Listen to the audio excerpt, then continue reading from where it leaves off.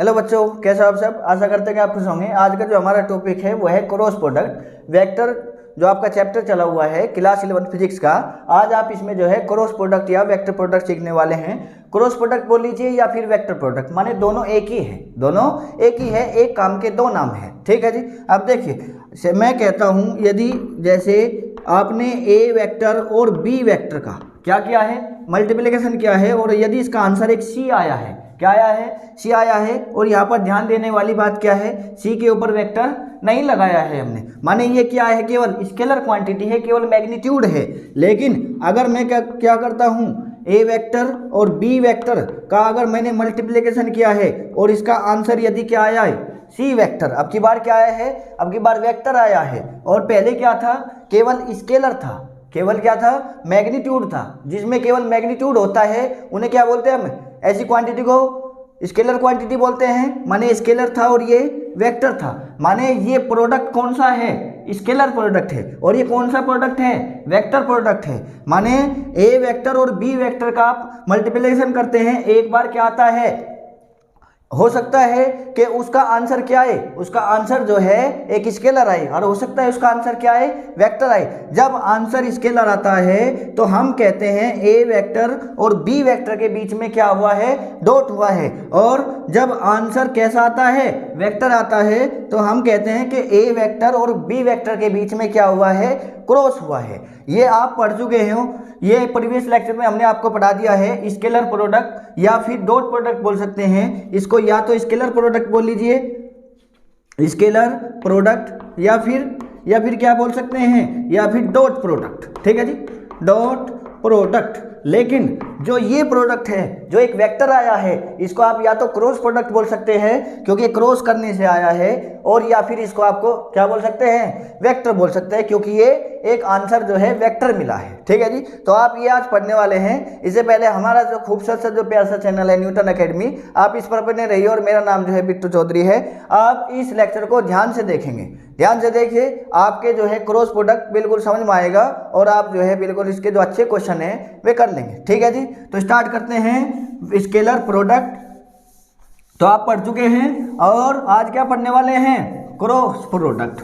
अब देखिए, हमने ये बताया है कि ए क्रॉस बी, ए क्रॉस बी क्या आंसर आता है, सी वेक्टर आता है। यदि दो वेक्टरों के बीच में क्या निशान है, क्रॉस का साइन है, तो आंसर बताइए क्या आएगा, वेक्टर आएगा। लेकिन अगर दो वेक्टरों का जब मल्टीप्लिकेशन कर रहे हैं और यहाँ पर जो साइन है वो डॉट का है, तो बताइए आंसर क्या आता है, केवल स्केलर आता है, केवल क्या आता है, स्केलर आता है। इसलिए इसको क्या बोलते हैं, स्केलर प्रोडक्ट, डॉट की वजह से डॉट प्रोडक्ट। और यहाँ पर क्रॉस हुआ है तो माने क्रॉस प्रोडक्ट, और क्योंकि आंसर वेक्टर आया है तो वेक्टर प्रोडक्ट। ठीक है जी।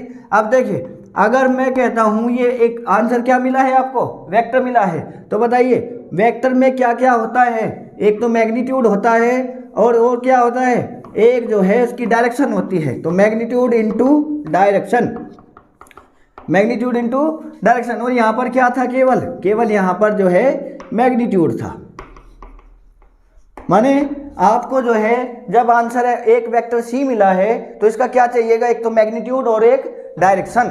ठीक है जी। अब देखिए, जैसे वहाँ पर A dot B, A dot B क्या था, vector A dot B, A vector का मैग्नीट्यूड सपोज कीजिए ए है, बी वेक्टर का मैग्नीट्यूड सपोज कीजिए बी है, और फिर क्या था, कोस थीटा, ये क्या था, थीटा, वेक्टर ए और वेक्टर बी के बीच का एंगल।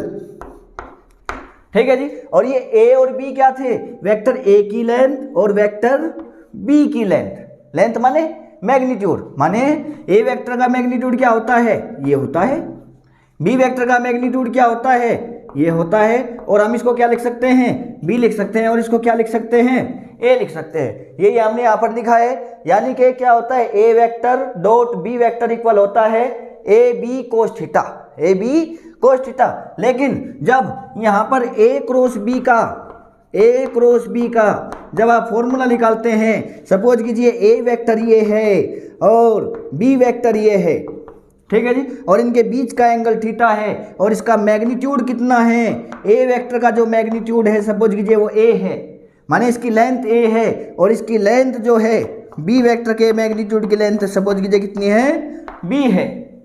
तो बताइए ए क्रॉस बी क्या होगा, ए क्रॉस बी होगा ए का मैग्नीट्यूड इंटू बी का magnitude into sine theta, cos theta नहीं साइन थीटा। और ये तो क्या हो जाएगा, ये तो केवल मैग्नीट्यूड हो जाएगा, क्योंकि ये भी एक वैल्यू, ये भी एक वैल्यू, ये भी एक वैल्यू, मैग्नीट्यूड है। लेकिन हमें क्या चाहिएगा, डायरेक्शन। तो डायरेक्शन के लिए आप एक वर्ड लगाएंगे एन कैप। क्या लगाएंगे, एन कैप। माने ए क्रॉस बी इक्वल होता है ए मैग्नीट्यूड बी मैग्नीट्यूड और sine theta into N cap. N cap क्या है, एन कैप एक यूनिट वेक्टर है, एन कैप एक यूनिट वेक्टर है और इसकी डायरेक्शन किधर है, इसकी डायरेक्शन है ए क्रॉस बी के परपेंडिकुलर। जो ए क्रॉस बी का जो प्लेन है, जो वेक्टर ए और वेक्टर बी को क्या, जो वेक्टर ए और वेक्टर बी को लेकर एक प्लेन बनाया जाएगा, उसके परपेंडिकुलर एन कैप होता है, उसके परपेंडिकुलर एन कैप होता है। ये हम अभी बताएंगे ए क्रॉस बी का डायरेक्शन किधर होगा। डायरेक्शन के लिए बड़ा इंपॉर्टेंट है, अभी आपको डायरेक्शन पढ़ाया जाएगा। तो आप ये फॉर्मूला नोट कर लीजिए कि ए क्रॉस बी इक्वल होता है वेक्टर ए का मैग्नीट्यूड डॉट वेक्टर बी का magnitude into sine theta into N cap. ठीक है जी। अब इसके बाद देखिए, इसके बाद डायरेक्शन की बड़ी इंपॉर्टेंट है। माने अगर देखिए, अगर वेक्टर ए, मैं कहता हूं जब आप एन कैप की डायरेक्शन फाइंड करेंगे, डायरेक्शन ऑफ एन कैप, ठीक है जी, इक्वल होगी direction of A cross B. जो ए क्रॉस बी की डायरेक्शन होगी वही क्या एन कैप की डायरेक्शन होगी, जो ए क्रॉस बी का जो डायरेक्शन होगा वही एन कैप का डायरेक्शन होगा। ठीक है जी। अब यानी कि आप अगर आपको एन कैप की डायरेक्शन मिल जाए तो क्या ए क्रॉस बी की डायरेक्शन मिल जाएगी, या जो ए वेक्टर क्रॉस बी वेक्टर की डायरेक्शन होगी वही एन कैप की डायरेक्शन होगी। ठीक है जी। अब देखिए कैसे निकालते हैं आप डायरेक्शन। सपोज कीजिए आपको ये ए वेक्टर दिया है और ये एक्स एक्सिस पर है और ये वाई एक्सिस पर सपोज कीजिए बी वेक्टर है। ये क्या है, ये बी वेक्टर है। ठीक है जी। ये वाई एक्सिस है और ये एक्स एक्सिस है, समझ गए आप। और आपको क्या निकालना है, ए क्रॉस बी का डायरेक्शन माने एन कैप। एन कैप एक यूनिट वेक्टर है। क्या है, यूनिट वेक्टर है जिसका काम क्या होता है, केवल डायरेक्शन। किसकी direction, vector A cross vector B की डायरेक्शन। तो आप कैसे निकालेंगे, ध्यान से देखेंगे। आपको क्या करना है, आपको जो है राइट हैंड थंब रूल का क्या करना है, सहायता लेना है। अब देखिए कैसे लेंगे। राइट हैंड थंब रूल क्या कहता है, अपने हाथ को, राइट हैंड की जो हथेली है, पाम है, इसको इस प्रकार खोलिए, ये 90 डिग्री पर हो अंगूठा ऐसे। ठीक है जी। अब देखिए आपको क्या करना है, आपको यहाँ पर vector A cross vector B करना है, यानी कि आप वेक्टर ए की डायरेक्शन में रखेंगे ये उंगलियां ऐसे, और फिर क्या करेंगे, बी की तरफ घुमाते हुए ऐसे कर देंगे, बी की तरफ ऐसे कर्ल करेंगे, ऐसे कर्ल करेंगे। ए की तरफ रखेंगे वेक्टर ए की तरफ और बी की तरफ ऐसे कर्ल करेंगे, तो जिधर ये आपका क्या होगा, अंगूठा होगा, उसी तरफ क्या होगी, एन कैप की डायरेक्शन होगी। एन कैप की डायरेक्शन होगी या vector A cross vector B की डायरेक्शन होगी, क्योंकि दोनों की डायरेक्शन इक्वल है। अब देखिए क्या करना है आपको, vector A cross vector B माने वेक्टर ए की तरफ ऐसे उंगलियां, फिर कर्ल किधर करनी है, कर्ल बी की ओर, बी किधर है, बी इधर, और स्मॉलेस्ट एंगल की ओर। इधर बताइए, इधर तो बड़ा एंगल है, ये एंगल कितना है, ये ज़्यादा है, ये कितना है, अगर ये 90 है तो ये कितना है, 270 है, माने 270। ठीक है जी। अब देखिए तो आप स्मॉलेस्ट एंगल की ओर कर्ल करेंगे, तो ऐसे देखिए, ऐसे ए से बी, ए इधर है तो ए से बी ऐसे, तो ए से बी ऐसे। बताइए अंगूठा किधर है, आपके अंदर है, माने इधर की ओर। तो यानी कि इधर की ओर क्या होता है, अगर इधर x है, इधर y है ऊपर की ओर, तो इधर कौन होता है, z। कौन होता है, z होता है। और z डायरेक्शन में यूनिट वेक्टर क्या होता है, k कैप होता है। अंदर की ओर क्या होगा, अगर अंदर की ओर आया माइनस z, और माइनस z में यूनिट वेक्टर क्या होता है, माइनस k कैप। माने जो वेक्टर है और वेक्टर को अगर मैं कहता हूं इसके लिए, यहां पर आप क्या लिख के दिखाइए, तो कैसे लिखेंगे, vector a cross vector b equal होगा ए वेक्टर का मैग्नीट्यूड बी वेक्टर का magnitude into sine theta. Theta जो भी कुछ हो 90 रख सकते हैं आप, लेकिन अभी नहीं, वैसे हम अभी आपको क्या सिखा रहे हैं, केवल डायरेक्शन सिखा रहे हैं। अब बताइए किधर आई है डायरेक्शन, आपके जेड एक्सिस में। जेड एक्सिस में क्या होता है, यूनिट वेक्टर के कैप होता है, माने एन कैप की जगह क्या आ जाएगा, के कैप आ जाएगा। समझ में आई बात। जो आपको ये बता रहा है कि vector A cross vector B की डायरेक्शन एक्स एक्सिस की ओर है, एक्स या जेड, सॉरी जेड की ओर। ठीक है जी। अब देखिए, सपोज कीजिए हम एक और क्वेश्चन से आपको बताते हैं।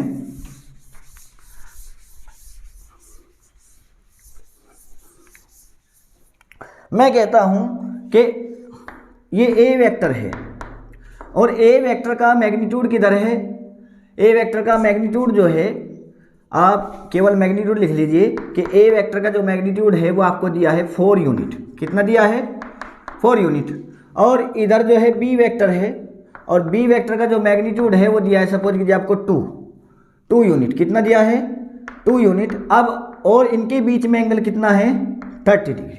अब आपको क्या फाइंड करना है, ए क्रॉस बी। अभी आपने कैसे किया है कि vector A cross vector B होता है, वेक्टर ए का मैग्नीट्यूड वेक्टर बी का magnitude sine theta into N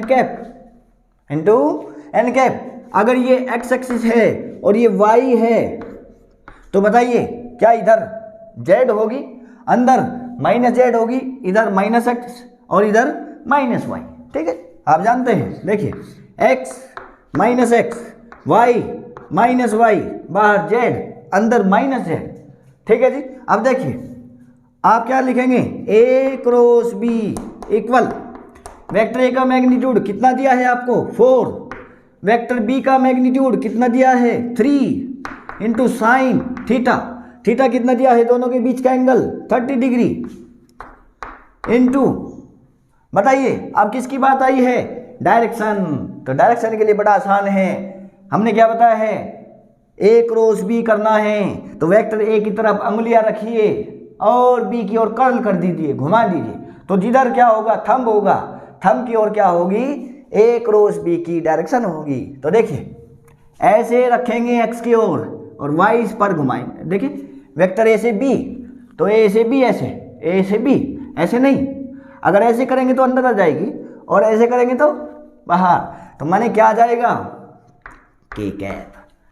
Z बाहर की ओर जेड, और जेड में क्या होता है, जेड एक्सिस की ओर जो यूनिट वेक्टर होता है जो आपको डायरेक्शन देता है, जो आपको ये बताता है कि इधर आप जेड एक्सिस में हैं तो उसका यूनिट वेक्टर क्या होता है, के कैप होता है। ठीक है जी। अब देखिए तो ए क्रॉस बी इक्वल क्या हो जाएगा, 12 साइन 30 डिग्री 1/2 इंटू के कैप, तो कितना आ गया है, 6 आ गया है।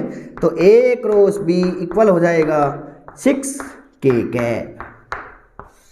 ये क्या है, मैग्नीट्यूड है, ये क्या है, ये डायरेक्शन है। यही तो हम बता रहे थे कि ए क्रॉस बी का जो में क्या जो इसका प्रोडक्ट होता है उसमें मैग्नीट्यूड इंटू डायरेक्शन दोनों होती है। ठीक है जी। अब देखिए यदि आप क्या करते, इसी क्वेश्चन में मैं कहता कि आप जो है बी क्रॉस ए, क्या बी क्रॉस ए फाइंड कीजिए, तो क्या आंसर तब भी यही आता, देखेंगे चेक करेंगे, अभी नहीं पता है चेक करेंगे। अब देखिए क्या करना है आपको, बी क्रॉस ए का मैग्नीट्यूड क्या होगा, बी का मैग्नीट्यूड, ए का magnitude sine theta into N cap. ठीक है जी। अब देखिए बी का मैग्नीट्यूड कितना दिया है, 3 या 2 दिया है, इसका भी यहाँ पर 2 दिया था, तो यहाँ पर 2 या यहीं पर 3 कर लीजिए, चलो वहीं पर 3 कर देते हैं, तो कितना हो गया ये 4, माने 3 इंटू 4 इंटू साइन थीटा कितना है 30। अब एन कैप की बात आई है, एन कैप के लिए क्या बताया है, आपको क्या करना है, बी क्रॉस ए, तो आप अंगुलियां किधर रखेंगे, बी की तरफ। अगर ए क्रॉस बी करना है तो अंगुलियां ए की ओर और बी की ओर कर्ल करेंगे, और अगर बी क्रॉस ए करना है तो अंगुलियां रखेंगे स्टार्ट में वेक्टर बी की ओर और ए की तरफ कर्ल करेंगे। ठीक है जी। अब देखिए आपको किधर रखना है, इधर बी की ओर, बी किधर है, इधर की ओर, तो बी की ओर उंगलियां रखी है, कर्ल कैसे करेंगे, कर्ल वेक्टर ए की ओर, वेक्टर ए किधर है, इधर है, तो माने बी से ए किधर गया है बताइए अंगूठा किस डायरेक्शन में है, अंदर की ओर है कि नहीं। देखिए अंदर की ओर क्या होता है, माइनस के कैप, क्या होता है माइनस के कैप, माने यहाँ पर क्या आएगा माइनस के कैप, यहाँ पर क्या था प्लस के कैप, समझ में आई बात। अब देखिए तो कितना हो गया है ये 12 इंटू साइन 30 डिग्री 1/2 माइनस के कैप, कितना आ जाएगा ये -6 के कैप, माने बी क्रॉस ए कितना आया है -6 के कैप, ए क्रॉस बी कितना था 6 के कैप। तो आप यहां से ये बात समझे हैं कि ए क्रॉस बी इक्वल नहीं होता है बी क्रॉस ए, समझ में आई बात। ए क्रॉस बी इक्वल नहीं होता है बी क्रॉस ए, लेकिन ए क्रॉस बी का जो मैग्नीट्यूड होता है, मैग्नीट्यूड माने देखिए यहां पर मैग्नीट्यूड कितना है 6, यहां पर भी कितना है 6, मैग्नीट्यूड इक्वल होता है लेकिन डायरेक्शन अपोजिट होती है, डायरेक्शन अपोजिट होती है और मैग्नीट्यूड इक्वल होता है, समझ में बात। ये क्या है, ये मैग्नीट्यूड है ए क्रॉस बी का कितना है 6, इसका भी बी क्रॉस ए का भी कितना है 6, दोनों का 6 है, तो इस मैग्नीट्यूड 6 इसलिए vector A cross vector B और vector B cross vector A दोनों क्या होंगे इक्वल होंगे, समझ में आई बात। लेकिन डायरेक्शन इक्वल नहीं होगी, डायरेक्शन नेगेटिव में होगी। अगर इसकी एक्स एक्सिस की ओर तो बी क्रॉस ए की हो जाएगी -x एक्सिस की ओर, समझ में आई बात, अपोजिट हो जाएगी। और इसी को अब इसे आगे देखिए, आप जो है इसको नोट करेंगे, नोट करने के बाद हम जो है आपको कुछ अच्छी चीज़ बताएंगे। अब देखिए इसी लॉ को क्या कहते हैं कि ये जो कम्युनिकेटिव लॉ है, माने अगर मैं उल्टा कर दूं रिवर्स कर दूं, यहाँ ए क्रॉस बी था तो बी क्रॉस ए क्या है, यानी कि जो क्रॉस प्रोडक्ट होता है माने जो वेक्टर प्रोडक्ट होता है वो कम्युनिकेटिव लॉ को फॉलो नहीं करता है, ठीक है जी। जो कम्युनिकेटिव लॉ होता है उसको ओबे नहीं करता है। कम्युनिकेटिव लॉ क्या होता है कि 2 × 3 इक्वल होता है 3 × 2, 2 की 3 में करो या 3 की 2 में करो, मल्टीप्लाई इक्वल होती है।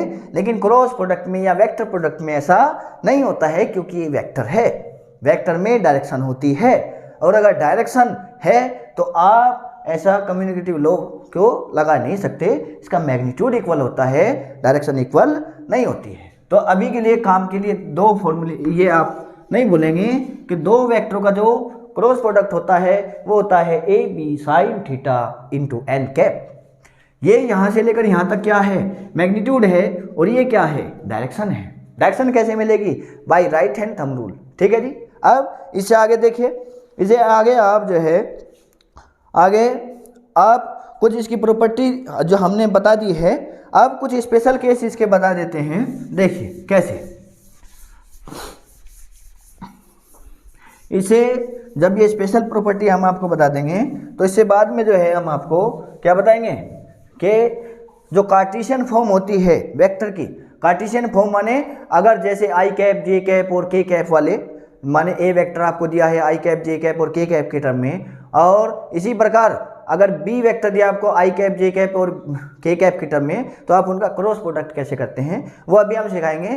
तो आप छोड़कर नहीं जाएंगे, आप पूरा लेक्चर देखेंगे, आपको कंप्लीट क्या मिलेगा, कंप्लीट क्रॉस प्रोडक्ट आपको सिखा दिया जाएगा यहाँ पर।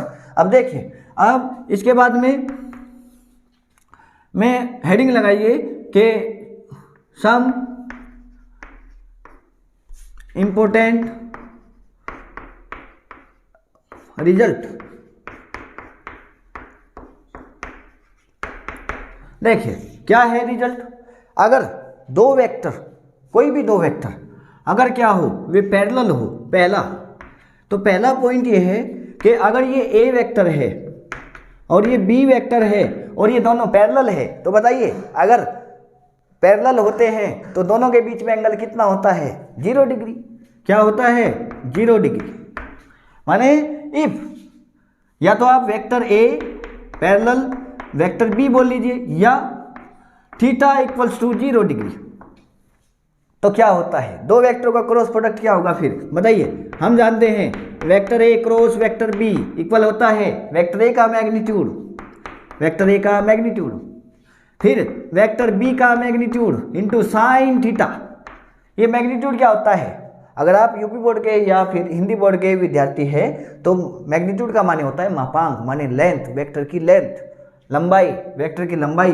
तो देखिए इनटू क्या, फिर क्या होगा यहाँ पर sine theta into N cap, होगा कि नहीं। अब देखिए तो vector A cross B equal मतलब क्या हो जाएगा, ये हो जाएगा वेक्टर ए का मैग्नीट्यूड सपोज कीजिए आपको ए दिया है, वेक्टर बी का मैग्नीट्यूड बी दिया है, और यहाँ पर क्या रखेंगे sine 0 degree into N cap. Sine 0 का वैल्यू कितना होता है 0, माने 0 आ जाएगा, क्या आ जाएगा 0।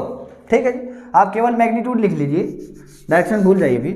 माने अगर दो वेक्टर कैसे हैं, पैरेलल है, माने उनके बीच में एंगल 0 डिग्री है, तो बताइए दो वेक्टरों का क्रॉस प्रोडक्ट कितना होता है 0 होता है। वेरी इंपॉर्टेंट, ठीक है जी, बहुत इंपॉर्टेंट है। अभी जब आप हम इस पे क्वेश्चन कराएंगे तब आप जो है इसकी महत्वपूर्णता समझेंगे। अब देखिए दूसरा स्पेशल केस आप लिख सकते हैं, अगर ये नोट कर लीजिए, फिर इसके बाद हम जो है यदि थीटा की वैल्यू कितनी हो, सपोज कीजिए सेकंड जो स्पेशल पॉइंट है, सेकंड जो थीटा की वैल्यू यदि कितनी हो 180 डिग्री हो।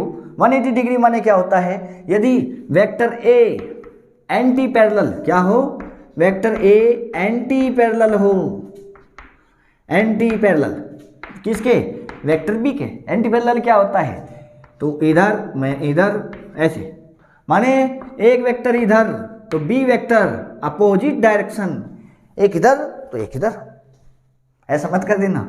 लो ए वेक्टर इधर तो बी वेक्टर इधर है, नहीं बी वेक्टर तो ऐसे ही रखते हैं, ये है बी वेक्टर, बी वेक्टर की डायरेक्शन किधर है, इधर है, ए वेक्टर की डायरेक्शन किधर है, इधर है। ठीक है जी, अपोजिट है, अपोजिट है। ठीक है जी, अब देखिए एंटी पैरेलल है, माने एंटी पैरेलल है तो बताइए क्या होता है, उनके बीच में एंगल होता है 180 डिग्री। आप इसको बोलेंगे नहीं। अब देखिए तो बताइए क्या होगा, तो vector A cross vector B का जो मैग्नीट्यूड होगा, केवल मैग्नीट्यूड की बात कर रहे हैं, डायरेक्शन की नहीं। अब बताइए क्या होगा, तो ये होगा वेक्टर ए का मैग्नीट्यूड, वेक्टर सपोज कीजिए ए दिया है, डायरेक्ट ए लिख दीजिए A B sine theta, theta की जगह कितना आएगा 180 डिग्री। साइन 180 की वैल्यू कितनी होती है बताइए, कितनी होती है साइन 180 की वैल्यू 0, कितना होता है 0, माने ये कितना हो जाएगा 0, क्या हो जाएगा 0। समझ में आई बात, माने थीटा की वैल्यू 0 डिग्री हो या 180 डिग्री हो, पैरेलल हो या एंटी पैरेलल हो, क्रॉस प्रोडक्ट का मैग्नीट्यूड हमेशा 0 होता है। ठीक है जी, दो वेक्टर का। इसी प्रकार थर्ड स्पेशल पॉइंट क्या है, यदि थीटा की वैल्यू 90 डिग्री हो, माने एक वेक्टर अगर ए है और दूसरा वेक्टर यदि बी ऐसे है, परपेंडिकुलर है एक दूसरे के, लंबवत है 90 डिग्री पर है, तो बताइए क्या होगा, ए क्रॉस बी इक्वल होगा वेक्टर ए का मैग्नीट्यूड इंटू वेक्टर बी का magnitude into sine theta, theta की जगह कितना आएगा 90, केवल मैग्नीट्यूड की बात कर रहे हैं, एन कैप नहीं लिखेंगे, केवल मैग्नीट्यूड। अब बताइए कितना होगा, माने vector A cross vector B का मैग्नीट्यूड होगा, वेक्टर ए का मैग्नीट्यूड सपोज ए है बी है इसका, और साइन 90 की वैल्यू 1 हो जाएगी, क्या आंसर ए बी आ जाएगा। और ये मैक्सिमम वैल्यू होती है, ये क्या होती है, ये मैक्सिमम वैल्यू होती है। समझ में आई बात। इस प्रकार आप जो है ये तीन इंपॉर्टेंट आपको दो याद, आपको दो ही करने हैं, 0 डिग्री वाला, पैरेलल वाला, और जो है कितना 90 डिग्री। 90 डिग्री का तो छोड़ दीजिए, पैरेलल और एंटी पैरेलल का कर लीजिए। ठीक है जी, मैक्सिमम कब होता है, दो वेक्टरों का क्रॉस प्रोडक्ट मैक्सिमम कब होता है, जब उनके बीच में कितना होता है एंगल 90 डिग्री होता है, माने वे एक दूसरे के परपेंडिकुलर होते हैं। ठीक है जी, नोट डाउन कर लीजिए। अब इसके बाद आप जो है हेडिंग लगाएंगे प्रॉपर्टीज ऑफ वेक्टर प्रोडक्ट। कुछ प्रॉपर्टीज, एक प्रॉपर्टीज तो हमने आपको पढ़ा दी है, क्या पढ़ाई है कि कम्युनिकेटिव लॉ एक आपको पढ़ा दिया है, सेकंड आप जो है डिस्ट्रीब्यूटिव लॉ हमको बताना है। अब देखिए कम्युनिकेटिव लॉ क्या होता है और डिस्ट्रीब्यूटिव लॉ क्या होता है। अब देखिए अगर कम्युनिकेटिव लॉ होता है,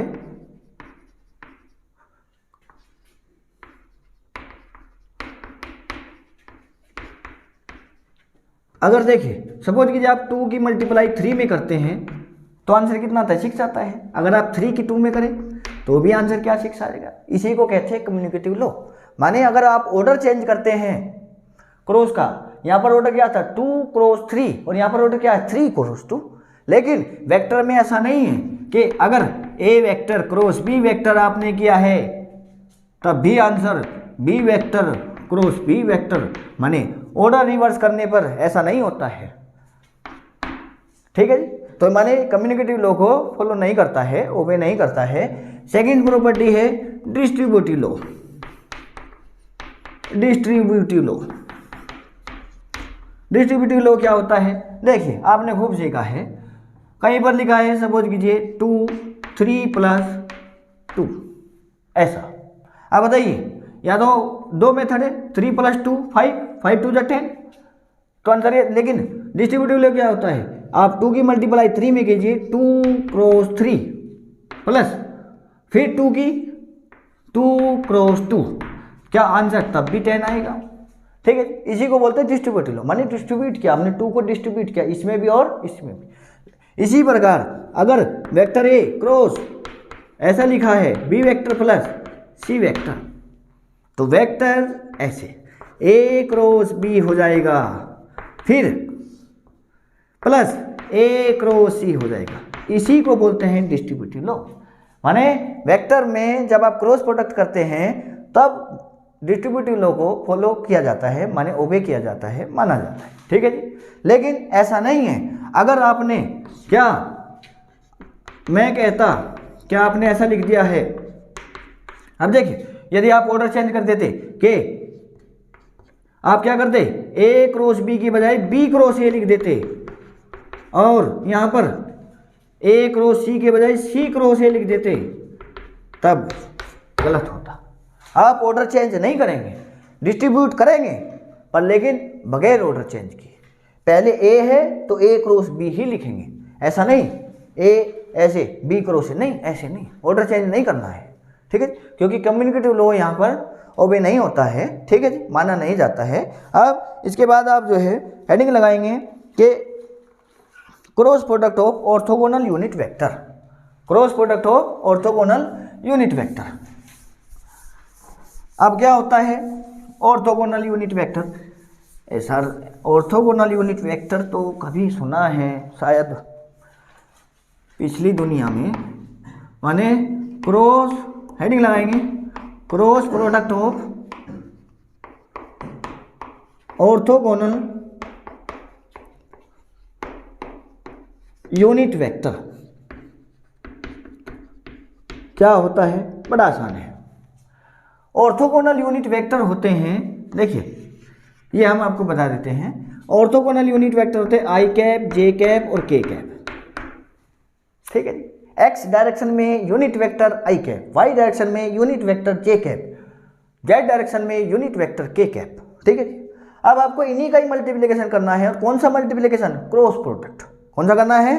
क्रॉस मल्टीप्लिकेशन करना है। देखिए कैसे, माने आई कैप के आई कैप में और जे कैप के जे कैप में और के कैप के कैप में, ऐसे। और अगर ऐसा हो आई कैप के जे कैप में और जे कैप के आई के कैप में और के कैप के आई कैप में, ऐसे। और चलो पहले ये बता देते हैं। अब देखिए आई क्रॉस आई का माने क्या होगा? ए क्रॉस बी क्या होता है?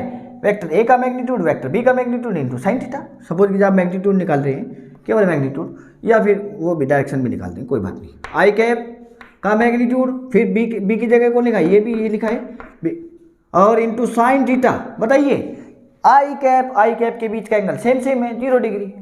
दोनों एक्स डायरेक्शन में है ना, ये भी एक्स डायरेक्शन में, ये भी एक्स डायरेक्शन में, एंगल कितना? 0 डिग्री। ठीक है जी, इनटू क्या हो जाएगा? इनटू के कैप। देखिए आई कैप और एक मान लीजिए एन कैप है। ठीक है, अब बताइए आई कैप का मैग्नीट्यूड 1, आई कैप का मैग्नीट्यूड 1, साइन 0 0, तो आंसर कितना आ गया है? 0। कितना आ गया है? 0।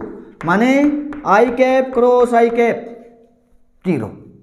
इसी प्रकार जे कैप क्रॉस जे कैप 0। इसी प्रकार के कैप क्रॉस के कैप 0। अगर सेम ऑर्थोगोनल यूनिट वेक्टर में आप क्या कराते हैं, सेम यूनिट वेक्टर में अगर आप मल्टीप्लिकेशन कराते हैं, कौन सा, क्रॉस मल्टीप्लिकेशन, तो आंसर क्या आता है 0, लेकिन डॉट करने पर 0 नहीं 1 आता है। आई कैप डॉट आई कैप कितना होता है 1, लेकिन आई कैप क्रॉस आई कैप कितना होता है 0। ठीक है, अब इसकी बात करते हैं। देखिए ये क्या होगा, आई कैप का मैग्नीट्यूड जे कैप का मैग्नीट्यूड इंटू साइन थीटा। बताइए थीटा कितना लिखूं, आई कैप किधर होता है एक्स डायरेक्शन में, जे कैप किधर होता है वाई डायरेक्शन में। बताइए एंगल कितना 90, तो sine 90 into N cap, N cap माने डायरेक्शन। देखिए ये एक्स डायरेक्शन, ये वाई डायरेक्शन, एक्स डायरेक्शन में होता है आई कैप, वाई डायरेक्शन में होता है जे कैप। आई क्रॉस जे कर रहे हैं माने आई क्रॉस जे क्या जेड डायरेक्शन में है, माने डायरेक्शन कितनी आई है के कैप। जेड डायरेक्शन में यूनिट वेक्टर क्या होता है के कैप, भूलना नहीं है। अब देखिए आई कैप का मैग्नीट्यूड 1 इंटू साइन 90 1 और इंटू के कैप, माने आई क्रॉस जे कैप क्या आया है के कैप आया है। ठीक है, इसी प्रकार अगर आप क्या करते हैं, देखिए जल्दी जल्दी करते हैं कि अगर आपको जे कैप क्रॉस आई कैप निकालना हो तो क्या करेंगे, के कैप ले लीजिए पहले। ठीक है जी, अब क्या करेंगे, ये किधर है, पहले क्या लिखेंगे, जे कैप का मैग्नीट्यूड के कैप का magnitude into sine theta. Theta कितना आएगा 90 डिग्री। क्यों आएगा, ये किधर है वाई डायरेक्शन में, ये किधर है जेड डायरेक्शन में, तो वाई डायरेक्शन ऊपर जेड डायरेक्शन बाहर, एंगल कितना बताइए 90। ठीक है जी, अब देखिए फिर क्या लिखेंगे into N cap, N cap माने J cap cross K cap. J cap किधर है वाई डायरेक्शन, अरे ये वाई है, देखिए एक वाई है और किधर है दूसरा जेड डायरेक्शन में है, तो जेड डायरेक्शन बाहर, तो बाहर से ऐसे माने वाई से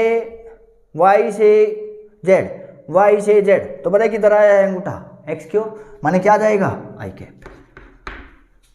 एन कैप की जगह क्या आएगा आई कैप, क्यों, क्योंकि डायरेक्शन एक्स एक्सिस की ओर, एक्स एक्सिस की ओर डायरेक्शन कौन बताता है आई कैप, एक्स एक्सिस की ओर यूनिट वेक्टर है। अब देखिए कितना आ जाएगा 1 into 1 into 1 into i cap. ठीक है, बताइए कितना आ गया है जे क्रॉस के कैप। ये 1 1 कैसे लिख दिए, अरे जे कैप का यूनिट वेक्टर है, क्योंकि जे कैप यूनिट वेक्टर है तो यूनिट वेक्टर का मैग्नीट्यूड 1 होता है, ये भी यूनिट वेक्टर है 1 होता है, ये 1 यहाँ पर 1 क्यों, अरे ये वेक्टर है, यहाँ पर हमने आई कैप लिखा है मैग्नीट्यूड नहीं लिखा है, ये डायरेक्शन है। ठीक है, तो इस प्रकार जो है, इसी प्रकार आप जो है यदि के क्रॉस आई करते हैं, के कैप क्रॉस आई कैप, तो आता है जे कैप। लेकिन क्या जब मैं जे क्रॉस आई कैप करूंगा, जे कैप क्रॉस आई कैप, तो आंसर क्या तब भी के कैप आएगा, नहीं माइनस के कैप आएगा। कैसे, देखिए अब आपको ऐसे याद नहीं रखने हैं, ऐसे तो आप जो है अगर आप इस तरीके से करेंगे तो आपको बहुत टाइम लग जाएगा। अब आप जो है देखिए हम आपके लिए एक चक्र बनाते हैं, व्हील चक्र, आई कैप जे कैप के कैप।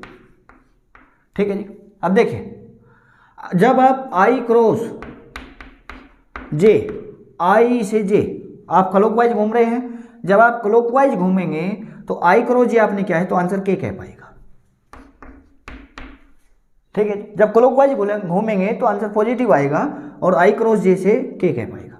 इसी प्रकार जे कैप क्रॉस के कैप से आई कैप आएगा, जे कैप क्रॉस आई कैप से के क्या आएगा, देखिए जे कैप क्रॉस के कैप से क्या आएगा आई कैप आएगा। इसी प्रकार के कैप क्रॉस आई कैप, के कैप क्रॉस आई कैप से देखिए कैसे आई क्लॉकवाइज घूम रहे हैं, घड़ी ऐसे चलती है, अगर ऐसे चलेंगे तो आंसर पॉजिटिव, तो क्या आएगा आंसर, देखिए। लेकिन जब आप एंटी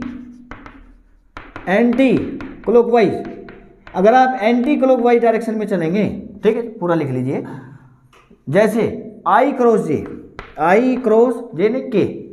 अब देखिए अब आप कैसे चले, उल्टा आई से जे, आप ऐसे नहीं ऐसे चले हैं, तो आई से आई cap cross K cap J cap आएगा आंसर, पर माइनस, क्योंकि उल्टा हो गए हैं। इसी प्रकार के कैप क्रॉस जे कैप, के कैप क्रॉस जे कैप माइनस आई कैप, समझ में आ रही बात। इसी प्रकार जे कैप क्रॉस आई कैप, जे कैप क्रॉस आई कैप माइनस के कैप।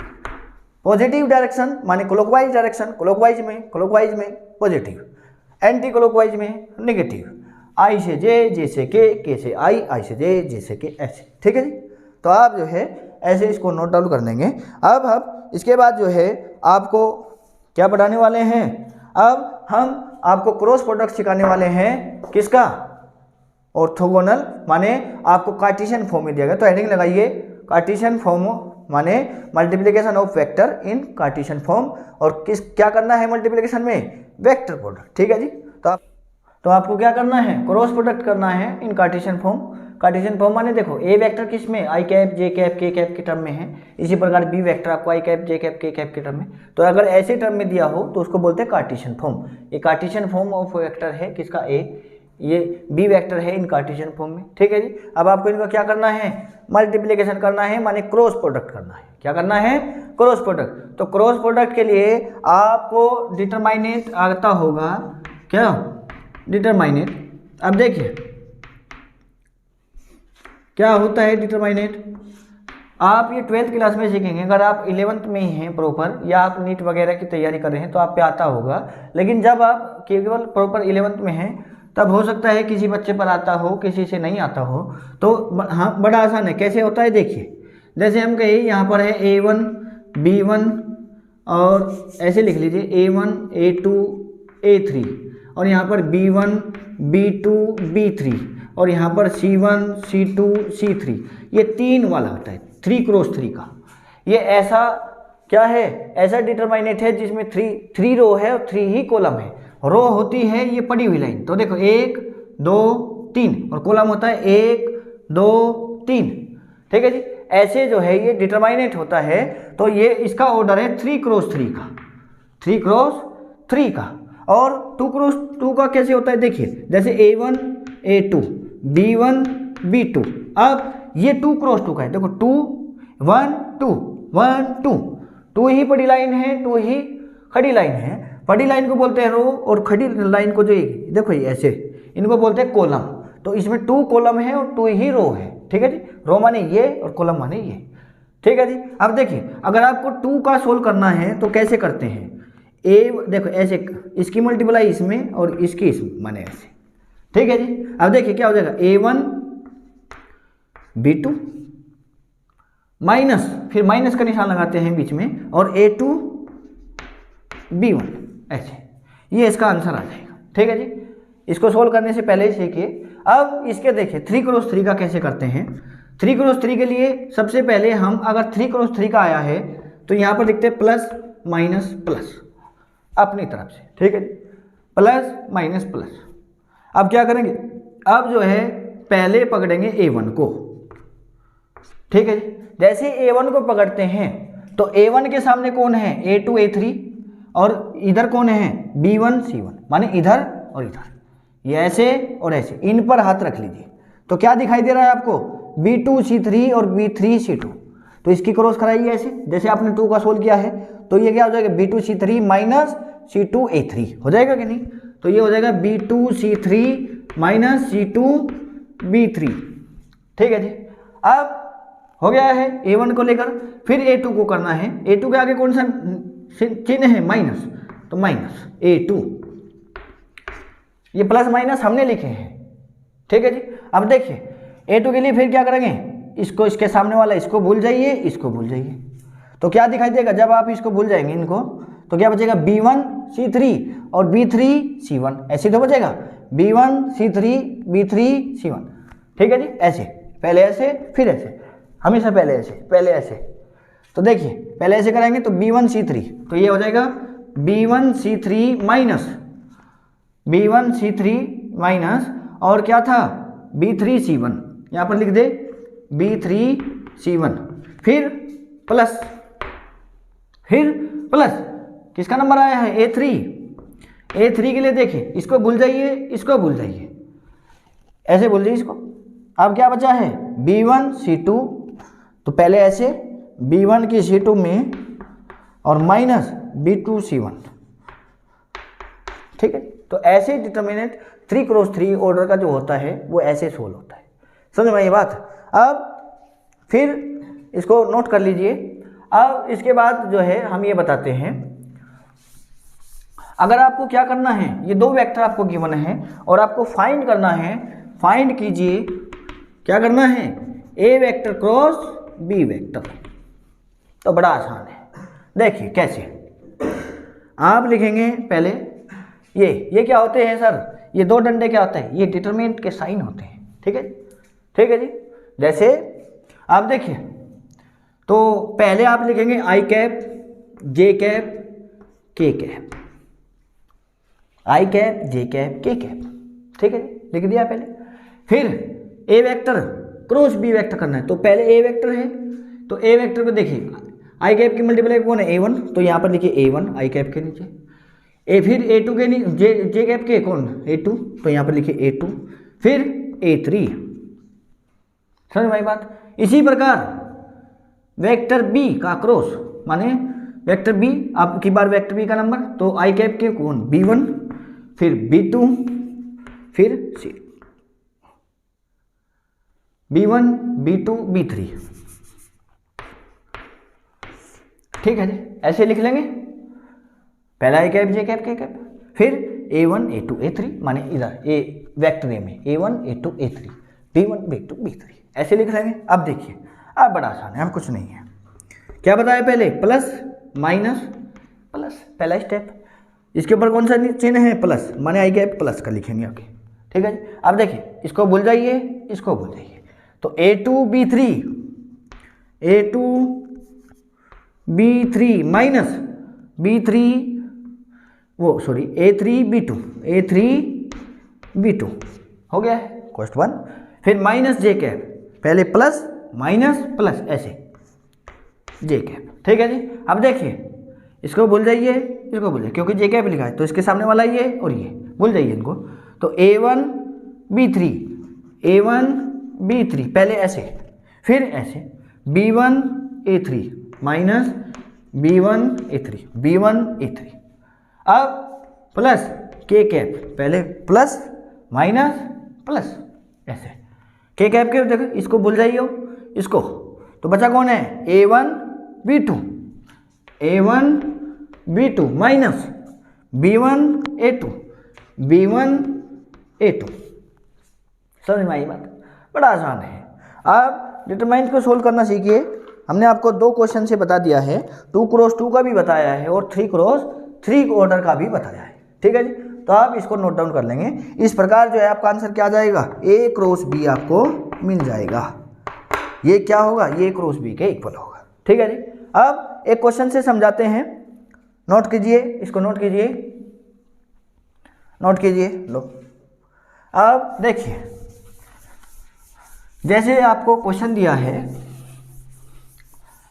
इसके ऊपर बेस, इससे बेस क्वेश्चन कराते हैं, इससे रिलेटेड जो आपको ये डिटरमाइंट हमने सिखाया है, इससे रिलेटेड हम क्वेश्चन कराते हैं। जैसे आपको इफ ए वेक्टर इक्वल दिया है, कितना दिया है, 3i कैप प्लस जे कैप, 3i कैप प्लस जे कैप प्लस 2k कैप, और बी वेक्टर आपको दिया है, बी वेक्टर कितना दिया है, बी वेक्टर आपको दिया है 2i cap minus 2j cap, 2i cap minus 2j cap और प्लस 4k कैप। ठीक है जी। देन आपको then find the value of A×B, A×B। ठीक है जी। और साथ ही साथ as well as find A×B का मैग्नीट्यूड। ठीक है जी। फाइंड एज वेल एज, एक और क्वेश्चन कीजिए, एज वेल एज क्या फाइंड करना है, A×B का यूनिट वेक्टर, माने unit vector of A×B of A×B, A cross B का माने vector A cross vector B का यूनिट वेक्टर भी फाइंड करना है, आपको क्या फाइंड करना है, आपको जो है मैग्नीट्यूड भी फाइंड करना है और आपको क्रॉस प्रोडक्ट भी फाइंड करना है। तो पहले आप क्या फाइंड करेंगे, क्रॉस प्रोडक्ट, फिर मैग्नीट्यूड, फिर यूनिट वेक्टर। ठीक है जी। तो यूनिट वेक्टर हमने आपको निकालना सिखाया है, नहीं आपने सीखा है तो हम यहीं पर बता देंगे, आपको कहीं जाने की कोई जरूरत नहीं है। देखिए आप पहले क्या करेंगे, ए क्रॉस बी लिखिए, हमें पता है ए क्रॉस बी क्या होगा, पहले आई कैप लिखेंगे, जे कैप लिखेंगे, के कैप लिखेंगे, फिर क्या लिखेंगे, आपको ए क्रॉस बी माने वेक्टर ए, वेक्टर ए 3, यहाँ पर कौन है, जे कैप के मल्टीपल में 1 1 और यहाँ पर 2, तो 3 1 2, फिर बी वेक्टर, वेक्टर माने यहाँ पर 2, यहाँ पर -2 है, +2 नहीं -2 क्योंकि माइनस है, -2 और 4, तो 2 -2 और 4। ठीक है जी। अब प्लस माइनस प्लस माने आई कैप प्लस का, अब इसको भूल जाइए, इसको भूल जाइए, 1 की 4, देखिए हाथ रख लीजिए इसे, 1 4 2 2, तो 1 की 4 में 1 4 4 आ जाएगा, -2 की 2 में -2 मल्टीप्लाई होगा -4, तो एक माइनस यहाँ पर है, एक माइनस उसके साथ आ रहा है, तो माइनस माइनस प्लस हो जाएगा, डायरेक्ट लिख दे प्लस, तो +4। ठीक है जी, बड़ा आसान है। अब देखिए माइनस जे कैप हो गया है, इसके सामने वाला, इसके सामने वाला भूल जाइए, 3 की 4 में 3 4 12 और 2 की 2 में -2 की 2 में तो 4। ठीक है जी। अब फिर प्लस के कैप, प्लस के कैप, के कैप के लिए क्या करेंगे, देखिए इसको भूल जाइए, इसको भूल जाइए, तो बचा है 3 × 2 तो -6 और 2 की 1 में, 2 की 1 में तो कितना 2 आ जाएगा, माइनस, बीच में तो माइनस होता है यहाँ पर -2। ठीक है जी। अब क्या आ गया है, ये 8 आई कैप, ये भी 8 जे कैप और ये -8 हो जाएगा, -8 के कैप। ये क्या आ गया है, A cross B, A cross B, समझ में आई बात, ए क्रॉस बी। अब आपको क्या फाइंड करना है, आपका एक तो आंसर आ गया है, अब क्या फाइंड कीजिए, इन्होंने बोला है ए क्रॉस बी का मैग्नीट्यूड, माने जो ये आंसर आया है इसका मैग्नीट्यूड। मैग्नीट्यूड कैसे निकालते हैं, मैग्नीट्यूड निकालने के लिए पहले लगाते हैं अंडर रूट, आई कैप की मल्टीप्लाई में कौन 8 माने 8 का स्क्वायर, मैग्नीट्यूड माने लेंथ, इस वेक्टर की लेंथ, प्लस फिर जे कैप की मल्टीप्लाई में कौन -8 तो -8 का स्क्वायर, प्लस फिर के कैप की मल्टीप्लाई में कौन -8 तो -8 का स्क्वायर।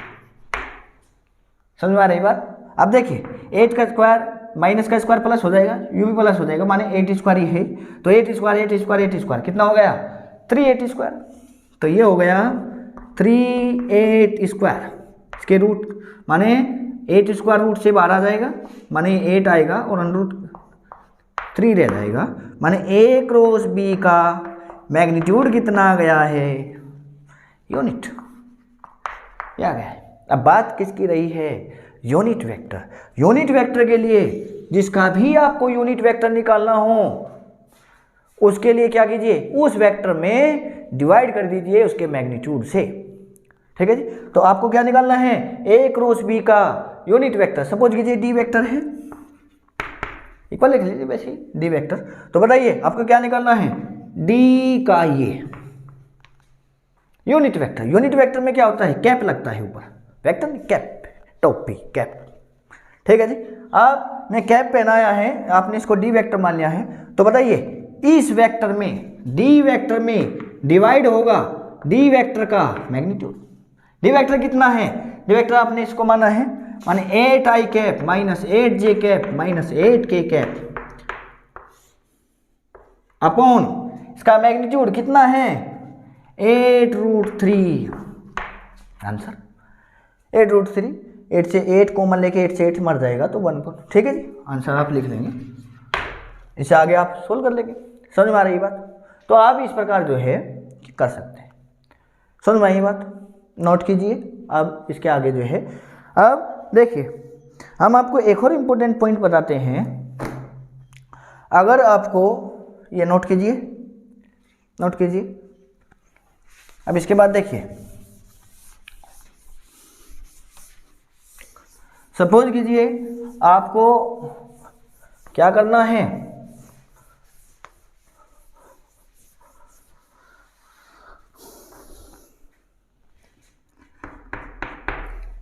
आपको जो है क्वेश्चन दिया है कि अगर एक वेक्टर है, पहले हम एक बात बता देते हैं। देखिए, अगर ए वेक्टर पैरेलल होता है बी वेक्टर, तो आपने क्या सीखा था बताइए? आपने सीखा था कि ए क्रॉस बी का जो मैग्नीट्यूड होगा वो 0 होगा, ये हमने बताया था अभी। बताइए, एक दो वेक्टर दोनों पैरेलल है, आप भूल गए हैं, कोई बात नहीं, हम बता देते हैं। ए क्रॉस बी का मैग्नीट्यूड क्या होता है? ये होगा वेक्टर ए का मैग्नीट्यूड वेक्टर बी का मैग्नीट्यूड इंटू साइन थीटा, होता है कि नहीं? अब देखिए, ए क्रॉस बी का मैग्नीट्यूड, ए का साइन सपोज कीजिए आपको ए दिया है, इसका बी दिया है, और एंगल कितना हो जाएगा बताइए? दोनों वेक्टर पैरेलल है, पैरेलल माने 0 डिग्री, तो कितना हो जाएगा ये? 0, माने ए क्रॉस बी इक्वल 0। होगा कि नहीं होगा? अब इसी पे आपको इससे क्वेश्चन पूछा है, क्वेश्चन कह रहा है आपको कि सपोज कीजिए आपको दो वेक्टर दिए हैं और ए वेक्टर है equal 2i cap plus 3j cap minus k cap, और इसी प्रकार आपको बी वेक्टर गिवन है -4i cap minus 6j cap और प्लस लैम्डा k कैप। अगर ये दोनों वेक्टर कैसे हैं? पैरेलल है। आपको क्वेश्चन में दिया है इफ ए वेक्टर पैरेलल है B vector, then find the value of किसके? लैम्डा।